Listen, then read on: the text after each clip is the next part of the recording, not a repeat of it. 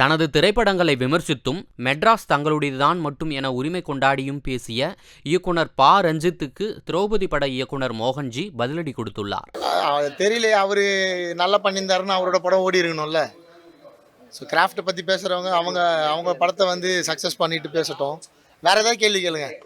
பேசும்போது இந்த சென்னை எங்களுது அப்படின்னு சொல்லியிருந்தாரு. இந்த சென்னை அதுக்கு நான் ட்வீட் போட்டிருந்தேன் சார். சென்னை யாருதுன்னு நீங்கள் தேடி போனீங்கன்னா சென்னை வந்து மீனவர்கள் மக்களுக்கானதாக தான் இருக்கும். ஏன்னா சென்னையை உருவாக்க கடலோரத்தில் இருக்க மீனவ மக்கள் பட்ட கஷ்டம் தான் மிகப்பெரிய கஷ்டம். சென்னையில் ஹார்பர் உருவாகலைன்னா சென்னை உருவாயிருக்காது. நான் ராயபுரத்தில் பிறந்ததால அது எனக்கு தெரியும். ஆனால் அவங்க சைட்லேருந்து யாரும் இன்னும் சினிமா துறையில் பெருசாக வளர்றதால அவங்க சைடில் குரல் கொடுக்க ஆள் இல்லை. சொல்லணும்னா அவங்க தான் அதை சொல்லணும், மற்ற யாரும் அதை சொல்ல முடியாது. சென்னை அனைவருக்குமானது தான். இப்போ